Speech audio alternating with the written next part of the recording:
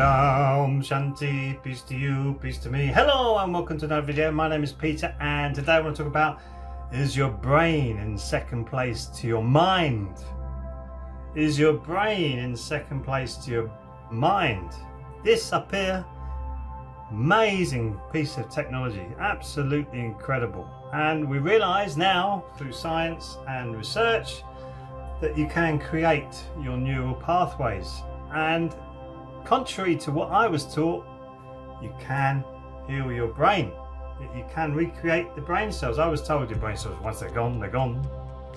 Once they're gone, and I used to drink heavily. I'm going, oh well, I lost a few more brain cells last night. You go, oh my goodness.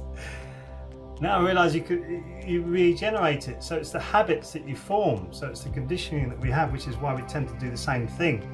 Because our neural pathways start to do that on a habitual basis, and therefore your subconscious reactions, which are about 95% of our reactions, will be those neural pathways that you've clumped together reacting or responding. Reacting and responding are two different things. So if your brain neural pathways are trained in the way that it's good for you, it will be like a response. So you're responding to your environment if they're formed in such a way that you have a preconception stuck in there or an emotion, and you've got a habitual formation through habit. You form those neural pathways through habit, you will react. React. It's like too much. So responding, we've got to try and respond. So how do you diffuse your mind? Focusing again on the inside, coming on the inside. It's always comes back to coming on the inside. The way out is in. The way out is in. Because we're trying to get out of this society. Some of us are anyway.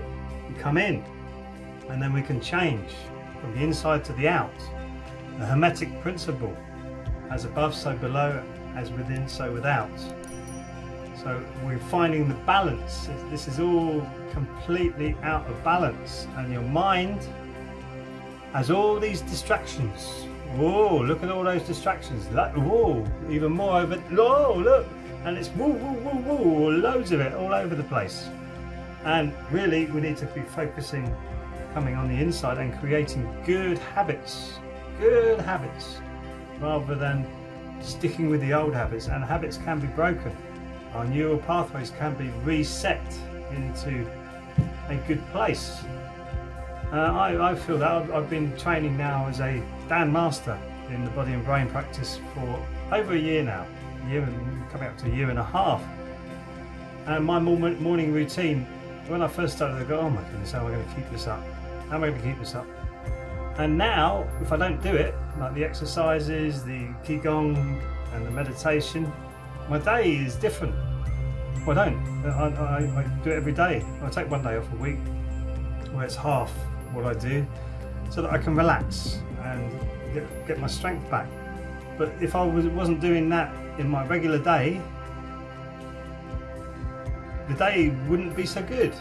So therefore, I enjoy doing it now. I enjoy my morning routine. I've taken my mind back into control and doing what I need to do. So I keep telling myself, this is all I need to do now. I don't have to think about anything else. Don't think about what you've got to do for the rest of the day.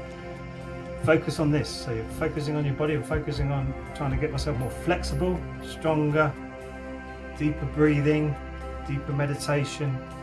So it's taking charge of your mind and bringing it into your body. Because most people, me included, our mind was first place, and we feel that we are our mind, but we are not our mind. We are not our mind. No matter what people say, we're not our ego either. We are a lot different to that. Once you get your brain back inside of you and just observe your thoughts and your mind and the activity, you realize, oh, that's flying all over the place, and you will come up with thoughts that you go, oh, that's a bit dark. Where did that come from? And then if you feel that's you, whoa, you're going to be dragged into lower vibrations. Just observe the thoughts, because your brain needs to be in first place.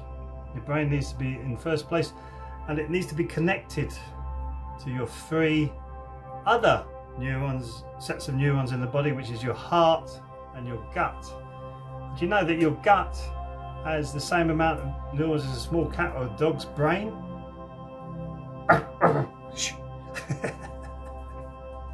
Did you know that? And it's connected through the vagus nerve. The vagus nerve. So they say the gut is the second brain, but 90 to 95% of the information actually goes up from your gut into your brain. So it's feeding your brain, your gut. So how important is it to keep a healthy gut? So important. So where's that bringing your brain activity? Into your gut. Where's your mind in that position? Sitting there, watching, observing. The mind is becoming the observer. Your brain is taking power, taking control. So what are you doing when you eat good food? Feeding your gut, moving your gut, intestine exercises, or they call it belly button healing with a certain tool, pushing in and out your belly button, stimulating your gut. Your brain likes it, your body likes it, it's good for you. And you do that for a little while, pushing in and out your belly button, say 5-10 minutes, your brain will naturally come down into alpha state, maybe even a bit lower alpha. If you're really good at it, you come down into theta state, you come into almost like a dream-like place. So you're really looking after the neurons in your gut, and your mind taking second place. Very, very hard to do. Very simple to talk about. Very simple. Very hard to do. And once you start to really register with this, that you can get your mind into second place and your brain into first place. Take back your brain, Ilchi Lee says. Take back your brain. Get your brain back in control with your gut. Really important. So it makes you want to eat and drink good food, good water. Alkaline water is really important. Keeping the water as alkaline as possible. Eating lots of alkaline food to keep the balance of your body less acidic. Really important. Really important. Alkaline now, especially in today's very toxic environment that we live in, is getting your body alkaline, more alkaline. Because I couldn't believe it when I first tested my alkalinity. I thought I had a good diet, and it was over the 7 points it was supposed to be. When I went vegan, it went just a little bit under. Now it hovers around 6.57. So I'm just a little bit on the alkaline side. I'm happy with that. You can't go too alkaline, you can't go too acid. But it's looking after your gut. So your gut and your brain are connected, and you feel good about that. You think, oh, you know, I'm doing something good. It makes you feel good. And your heart also has neurons.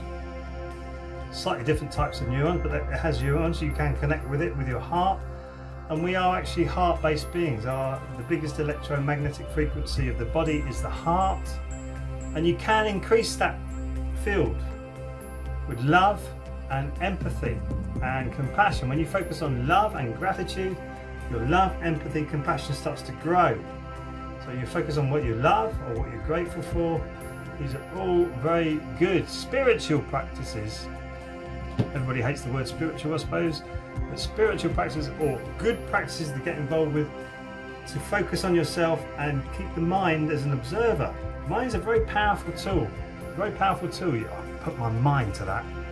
So you're focusing your mind rather than let it run rampant and run riot and become second place or first place to your brain. Your brain becomes second place, I should say. You don't want that. That's not good. That's not good at all.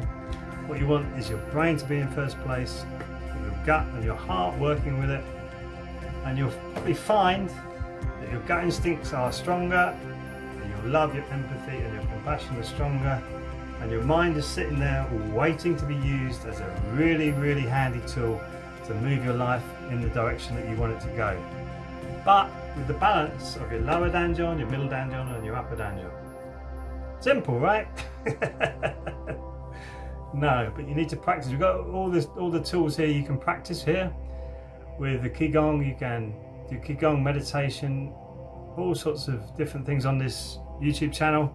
So it's varied, and you can find what you want quite easily on the front page. So thanks for watching, and I'll see you in the next video. Sarang Hamida.